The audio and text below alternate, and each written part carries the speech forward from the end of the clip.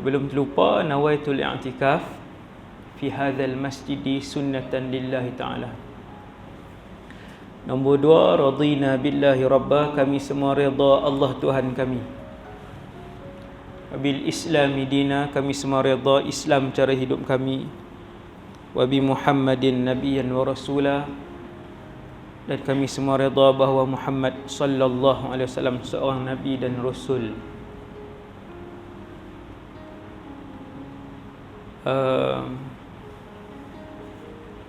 Di tempat saya sekarang ni semua masjid dan surau ditutup semula. Jumaat pun tak boleh. Kami solat Zuhur, dan bila mai Pahang boleh buat ceramah lagi. Ni nikmat ni. Semua orang sedih bila tak boleh main masjid. Orang beriman sedih kerana mereka merindui Allah Subhanahu Wa Taala. Semayang di rumah pun sembah Allah juga, tapi menyembah Allah di rumah Allah itu adalah sangat istimewa. Tuan-tuan bayangkan, kita tak boleh main masjid 2 bulan, resah. Orang hak main setiap hari, sehari 5 waktu ni dia resah. Tak ada majlis ilmu yang boleh berhimpun dalam rumah Allah, dia resah. Allah baru tarik 1-2 nikmat ibadat, kita rindu untuk berjamaah dan sebagainya.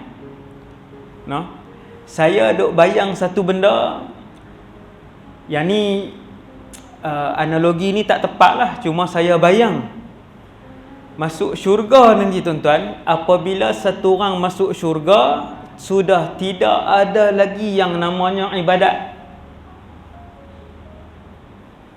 Dalam syurga semayang tak ada, puasa tak ada, zakat tak ada, Quran tak ada, zikir tak ada, haji tak ada. Semua ibadat diangkat oleh Allah Subhanahu Wa Taala, tak ada.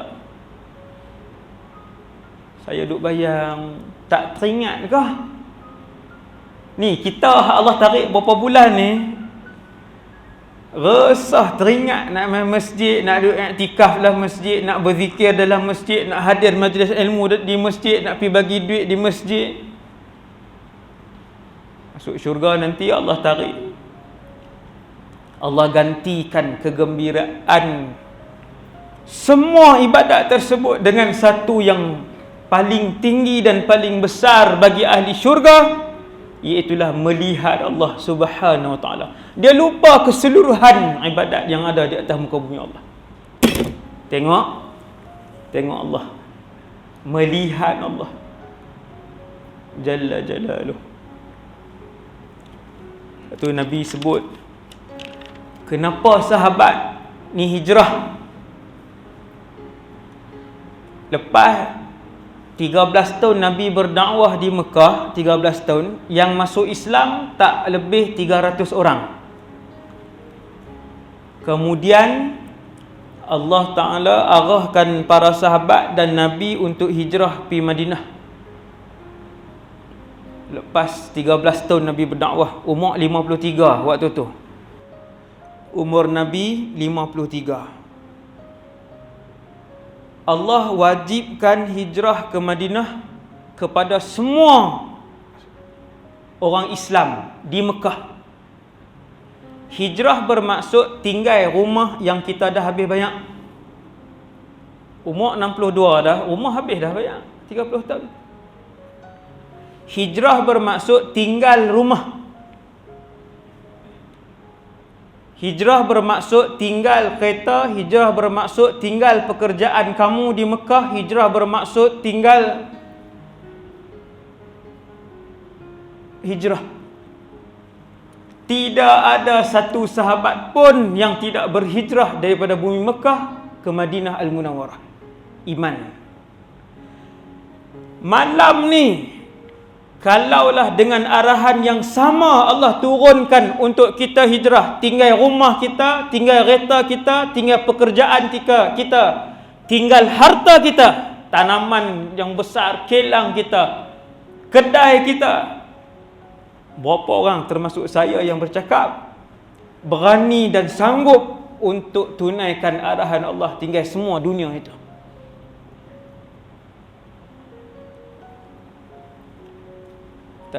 Sahabat Nabi seorang yang kaya, Suhaib Ar-Rumi. Dia jutawan. Jarang tuan-tuan jangan dengar nama Suhaib. Abu Bakar, Umar, Uthman, Abdul Rahman bin Auf ni selalulah. Suhaib Ar-Rumi kaya. Bila dia keluar dalam hijrah ketika itu dalam keadaan rahsia, mana-mana sahabat ataupun pengikut Muhammad sallallahu alaihi wasallam yang diketahui nak berhijrah kemudian ditangkap, akan dipenjara ataupun diseksa ataupun dibunuh. Sahabat-sahabat lelaki dan perempuan kesemuanya berhijrah senyap-senyap. Suhaib Ar-Rumi radhiyallahu anhu keluar kemudian diekori oleh belasan orang. Diorang kejar Suhaib Ar-Rumi sampai di satu tempat. Suhaib Ar-Rumi duduk di atas sebuah kawasan yang tinggi, macam bukit lah, bukan gunung, bukit. Bukit tak tinggi sangat, tapi boleh bercakap dengan orang bawah. Apabila belasan orang kejar dia, Suhaib Ar-Rumi pun tarik anak panah dia. Dia kata, apa yang kalian nak? Sesungguhnya kesemua pahlawan Islam tahu kalau aku lepaskan panah ini mesti tepat pada dahi orang yang dipanah. Kalian nak apa? Yang kejar aku. Maka Quraisy yang tak Islam tadi, yang kejar tadi, kata, wahai Suhaib, ataitana faqiran su'luka. Dulu kamu mari ke Mekah dalam keadaan kamu miskin, tak ada harta. Hari ni kereta kamu 2 biji. Ni saya buat perumpamaan supaya faham. Kereta kamu dah 2 biji, kamu dah ada rumah 2 tingkat, kamu dah ada kedai, kamu dah ada ladang, kamu dah kaya, kemudian kamu nak hijrah. Kami takkan biarkan kamu bawa semua harta tu. Ni Quraisy yang kejar ni kata. Dan bayang sama tuan-tuan. Tuan-tuan jangan kata tak sama. Tuan-tuan jangan sebut yang tu orang kaya padang pasir ustaz 1400 tahun yang lalu. Tuan-tuan tak boleh sebut macam tu sebab kekayaan para sahabat sebahagiannya lebih kaya daripada orang terkaya hari ini tahun 2020. Kekayaan sebahagian sahabat zaman itu 1400 tahun yang lalu, kekayaan beliau lebih banyak daripada manusia yang paling kaya tahun ni 2020 ni. Saya cakap tu ada bukti lah. Tapi saya tak mau ceritalah tajuk tu, saya jadi lagi panjang, iaitu kekayaan Abdul Rahman ibn Auf. Abdul Rahman ibn Auf pada hari kematian dia, emas dia bukan difaraid dengan timbang, tetapi difaraidkan dengan tukul besi untuk dipecahkan ketulan-ketulan emas yang ada di rumah dia. Ketulan emas, bukan ketulan kan yang ni, ketulan kan, ketulan bongkah emas yang ada di rumah Abdul Rahman ibn Auf. Dia multi-billionaire, bukan multi-millionaire. Abdul Rahman ibn Auf tak ada kekayaan hari ni, orang hari ni tak ada. Sebab tu bila saya sebut para sahabat berhijrah tinggalkan harta, tuan-tuan jangan bayang RM12,000. Oh, dia tinggal sikit ya ustaz. Bila Allah arah untuk hijrah, wajibkan untuk hijrah ke Madinah, tidak ada seorang pun sahabat yang tinggal dan kekal di bumi Mekah. Tak ada. Bila orang kejar Suhaib tanya apa yang kalian nak, mereka kata, kamu dulu datang miskin, kemudian dah kaya raya, kamu nak keluar daripada bumi Mekah, kami tak izinkan untuk bawa harta tadi. Maka jawab Suhaib, seandainya aku berikan kepada kamu semua keseluruhan hartaku, apakah aku akan dilepaskan untuk pergi ke Madinah? Kalau aku bagi ke semua rumah aku, 2 biji rumah aku yang dah habis bayar, 2 biji kereta aku yang satu dah habis, satu lagi belum habis dibayar, kalau aku serahkan ketiga kedai perniagaan aku, kalau aku serahkan ke semua ladang aku, adakah kamu akan lepaskan aku ke Madinah untuk berhijrah? Mereka pun jawab, ya. Maka ketika itu Suhaib jawab, keseluruhan harta aku untuk kalian. Ambil. Kerana Suhaib dalam perjalanan membawa arahan Allah Subhanahu Wa Taala untuk berhijrah dan untuk hidup bersama dengan Nabi sallallahu alaihi wasallam.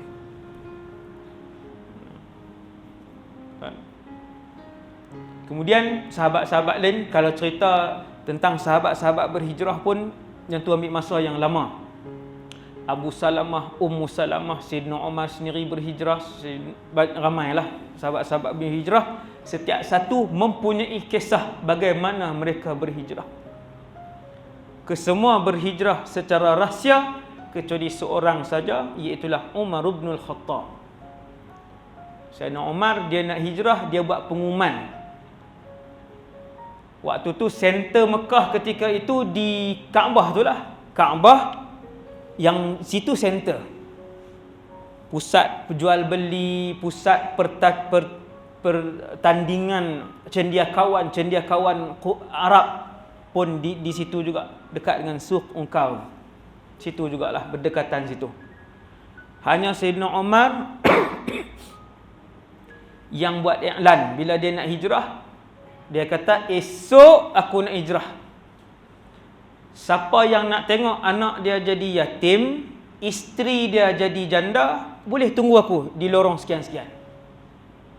Berani tuan. Hak tu baru ayah anda betul. Ni tak cari geng ni. Jenis solo punya. Selalu jenis ada geng baru berani. Siapa teringin tengok isteri dia jadi janda, anak dia jadi yatim, wahai penduduk Mekah, esok aku nak hijrah, tunggu di situ. Seorang tak tunggu. Umar bin Al-Khattab radhiyallahu taala anhu, yang apabila dia berjalan di lorong A, syaitan akan berjalan di lorong B. Subhanallah. Bukan berani saja tuan-tuan, beriman. Ni garang semayang pun tak. Duk buat garang, duk pusing misai je. Semayang jemaah tak. Jadi Sayyidina Umar, manusia pun gerun, syaitan guna lorong lain tuan-tuan. Bukan ayat saya ni, ayat Rasulullah. Ma salaka Umaru fajjan illa wasalaka syaitanu fajjan ghaira fajji Umar. Kalau Umar lalu lorong 3, syaitan akan lalu lorong 1.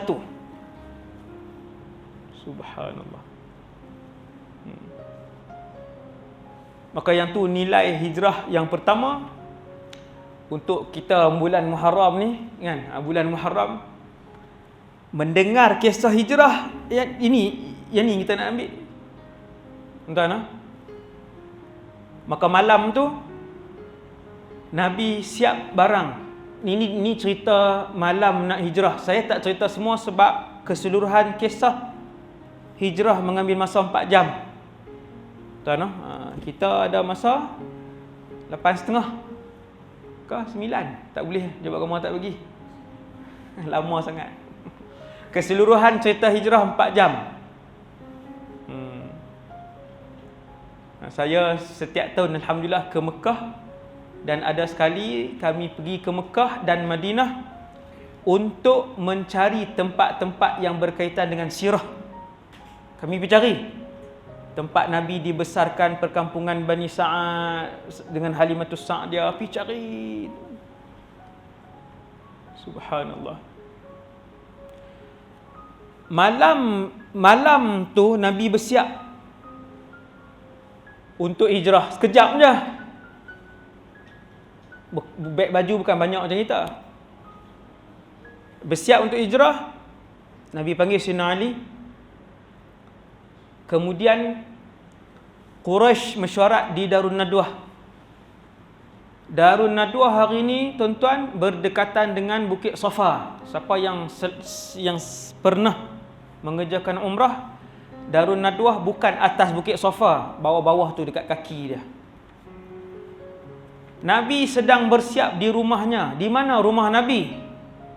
Rumah Rasulullah beberapa meter daripada Bukit Marwah. Safa hujung sana, Marwah hujung sana. Rumah Nabi lebih kurang 15 meter daripada Bukit Marwah yang tuan-tuan kita sa'i tu kan. Dia dekat pintu. Luar daripada pintu, di situlah rumah Rasulullah dan Sayyidatuna Khadijah. Di dalam rumah itulah Nabi membesarkan 6 orang anaknya.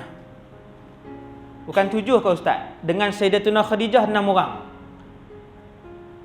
Nah, seorang lagi Ibrahim anak Nabi dengan isteri lain. 6 dengan Sayyidatuna Khadijah. Waktu hijrah, Sayyidatuna Khadijah dah wafat.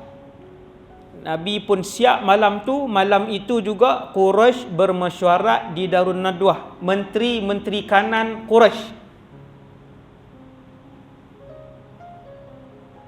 Kita tangkap dan penjarakan Muhammad.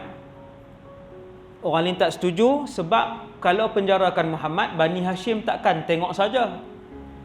Bani Hashim ni ahli keluarga terdekat Rasulullah. Bapa saudara dia, mak saudara dia, sepupu dia yang dekat, dipanggil Bani Hashim. Kita pun ada tuan-tuan, cuma kita tak ada Bani je. Nah, kita satu-satunya bangsa dalam dunia ni yang tak ada kabilah, dia tak ada nama keluarga. Waktu saya duduk di Syria, saya duduk di hostel, lebih 60 buah negara dalam tu pelajar. Daripada Perancis, Jerman, Turki, Amerika Syarikat, daripada China, daripada Tanzania, daripada 60 buah negara lebih. Semua ada nama keluarga di belakang. Family name kah dia panggil? Nama keluarga tu. Kan? Al-Syekh Sa'id Ramadan Al-Buti. Buti. Al-Syekh Al-Doktor Wahbah Az-Zuhaili. Tu nama keluarga tu tuan-tuan. Di mana pun dia berjalan, berjumpa dengan Zuhaili, mesti yang tua adik-beradik dia. Yang ajaibnya, saya fikir sampai hari ni, saya renung, bila saya tanya semua bangsa dalam dunia ni, semua ada keluarga kecuali Melayu. Melayu Indon, Melayu Malaysia, Melayu Petani, Melayu Singapura, Melayu Brunei, sama. Tak ada, di belakang tak ada. Saya pun tak tahu kenapa. Hak tu kena tanya hang tuah. Hang tuah ke hang apalah yang reti ni. Siapa pakar sejarah tolong jawab saat kat saya. Saya tak tahu kenapa bangsa Melayu tak ada keluarga di belakang. Saya rasa rugi. Satu-satunya yang tak ada. Kemudian, bila kabinet Quraisy, menteri kanan mesyuarat, kita tangkap, penjarakan Muhammad. Sebab agama dia sedang berkembang. Sekarang pengikut dia sudah berhijrah ke Madinah. Boleh jadi Muhammad pun akan berhijrah ke Madinah. Kita kena buat keputusan segera. Dia kata kalau tangkap ahli keluarga dia yang lain, Bani Hashim takkan tengok saja. Kita seksa dia. Kalau kita seksa dia, tak setuju juga. Kalau seksa Muhammad, Bani Hashim takkan lepaskan kita. Kita buang negeri. Muhammad ni kita buang negeri. Kalau kita buang dia dari negeri ni, maka dia akan sebarkan ajaran Islam. Kita bunuh Muhammad. Kalau kamu bunuh Muhammad, seluruh keluarga Bani Hashim akan bunuh kamu. Yang ni boleh minum kah? Boleh, no? Bismillah. Alhamdulillah. Kemudian Iblis bagi cadangan. Panjang cerita. Iblis dia berupa dengan manusia, rupa manusia yang hodoh, tua, sangat tua. Dia berada dalam mesyuarat tu. Dia kata, bunuh Muhammad, tetapi bukan seorang yang bunuh dia. Kamu pilih dari kalangan pemuda-pemuda Quraisy yang paling handal dan paling kuat, paling gagah, berapa puluh orang, kesemua berpuluhan orang yang kamu pilih yang paling handal, yang paling gagah ini, kesemuanya bunuh Muhammad dan benamkan senjata tajam mereka di tubuh Muhammad. Kalau 20 kabilah benam senjata tajam mereka di badan Muhammad, macam mana Bani Hashim nak tuntut bela? Tak boleh. Sebab terlampau ramai. Oh, waktu tu baru kata cadangan yang baik. Pakcik bagi cadangan yang baik. Pakcik iblis tadilah. Subhanallah. Maka malam itu juga mereka memilih. Pilih dapat. Ada riwayat kata berapa? Ada riwayat kata 40 orang komando yang dipilih waktu tu. Komando Mekah. Mekah ni kerajaan. Ada riwayat kata 30 lebih, 20 lebih. Dan ada riwayat sebut 10 orang komando dipilih. Kesemua membawa senjata tajam. Menuju ke rumah Muhammad. Mereka siap. Nabi pun sudah nak keluar dah. Sayyidina Ali pun sudah siap. Kemudian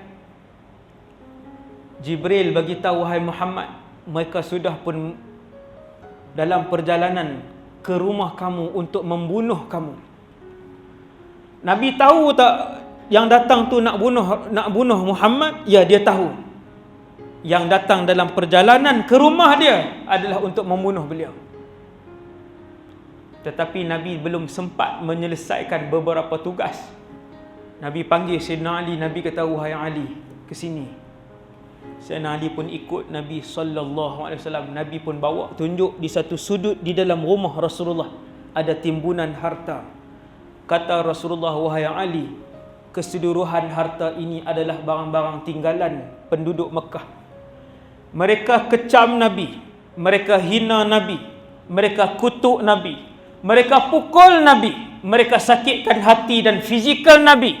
Tapi barang berharga, tak ada satu ahli rumah pun yang mereka boleh percaya. Kesemuanya penyamun, banyaknya pembohong.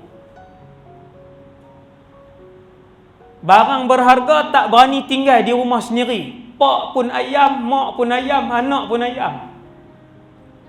Faham ke tak ayam? Saya pun tak tahu. Nak jenis curi ni. Penduduk Mekah, barang berharga, geran, jam, perhiasan emas, simpan rumah Nabi. Sebab kalau rumah sendiri, lambat lupa sikit, hilang. Yang nu hilang, yang ni hilang.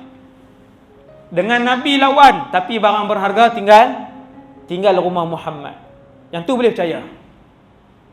Sebab Muhammad ni daripada kecil dipanggil Al-Amin sallallahu alaihi wasallam, seorang yang berakhlak di tengah-tengah sebuah negeri yang runtuh akhlak. Tapi bukan keseluruhan lah, masih ada lagi yang berakhlak di bumi Mekah tu. Ada lagi, Saki Baki tu ada. Kemudian Nabi pun tunjuk kepada Sayyidina Ali. Sayyidina Ali waktu tu masih lagi kecil, berumur berapa belas tahun. Kemudian Sayyidina Ali pun duduk di tempat tidur Nabi. Nabi ambil rida dia ataupun selimut baginda sallallahu alaihi wasallam. Nabi selimutkan Sayyidina Ali. Kamu tidak akan ditimpa apa-apa kejahatan, wahai Ali. Keliling rumah Nabi, kesemua dah himpun. Nak keluar kot mana tuan? Ke depan ada orang, kanan kiri, bukan 3 orang. Ada puluhan atau belasan orang paling kurang. Kesemuanya pahlawan Mekah yang gagah. Tunggu Nabi SAW untuk bunuh. Keliling rumah. Waktu ni, tuan-tuan, seorang Rasul akan berhadapan di dalam hidupnya dengan ujian yang melepasi kewarasan akal dan melepasi asbab kehidupan. Dia melepasi asbab dan juga kewarasan akal. Nabi nak ke mana, tuan-tuan? Nabi nak ke mana? Arahan untuk berhijrah daripada Allah Subhanahu Wa Taala. Allah buat main ujian, rumah Nabi dikepung pada malam itu.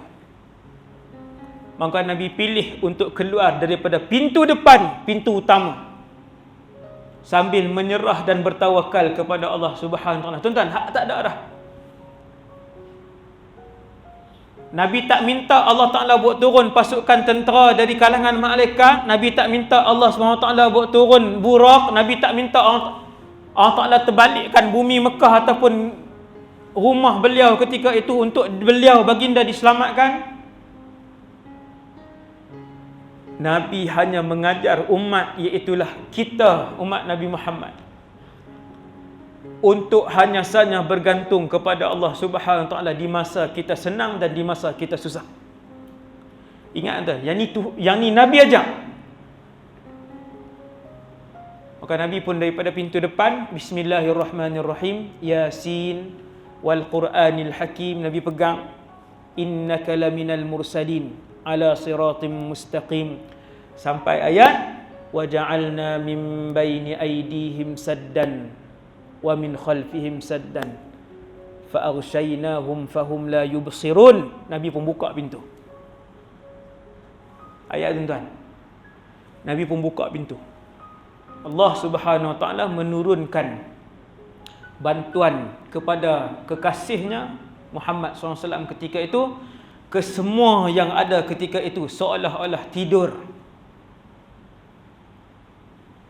Jadi macam tidur.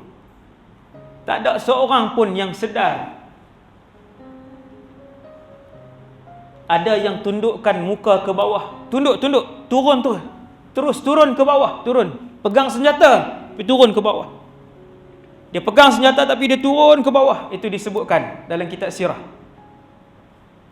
Nabi pun berjalan. Tuan-tuan bayangkan, di sini Nabi mengajarkan kepada saya dan kita semua satu akhlak, iaitulah kesemua yang datang ke rumah Rasulullah ketika itu untuk menangkap kau, untuk membunuh. Untuk membunuh. Tuan-tuan bayangkan ketika itu kita duduk di tempat Rasulullah, kita boleh melihat orang yang datang ke rumah kita dengan satu tujuan, bukan untuk tangkap, bukan untuk melukakan, tetapi kesemua puluhan yang datang itu untuk membunuh kita. Tiba-tiba duduk di depan kita dalam keadaan yang longlai, dalam keadaan tidak sedarkan diri. Apa kita nak buat? Allahu Akbar. Tuan-tuan, takkan nak tengok saja. Jentik telinga apa ada tuan? Jentik tu. Jentik telinga tak balik modal. Jentik telinga, dia bukan main nak tangkap. Dia datang untuk membunuh. Allah gerakkan tentera dia. Allah pitamkan mereka, pengsankan mereka, tidurkan mereka. Duduk di depan Nabi sallallahu alaihi wasallam. Apa Nabi ajar? Nabi ajar umat ini, umat yang paling bertuah ini, ummah Muhammadiyah, untuk membalas kejahatan orang dengan kebaikan. Sallallahu alaihi wasallam. Tuan-tuan, apa dapat membalas kejahatan orang dengan kebaikan? Apa dapat? Jawapan dia, tuan-tuan, apabila Nabi membalas kejahatan orang itu dengan kebaikan, yang diperolehi oleh Rasulullah SAW ialah kesemua mereka itu peluk agama Islam.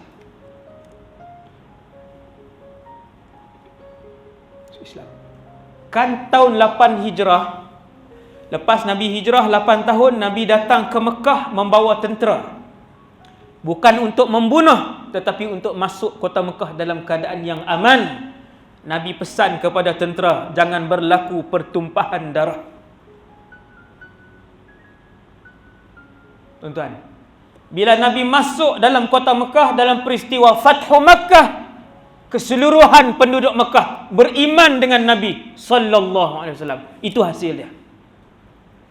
Tapi nak bayar dengan apa? Nak bayar dengan satu bayaran yang cukup mahal, iaitulah membalas kejahatan orang itu dengan kebaikan. Dia lambat, tuan-tuan. Kaedah tu dia lambat. Dia bukan lepas 2 bulan, lepas 3 minggu. Dia makan tahun. Dakwah yang begitu dia makan tahun.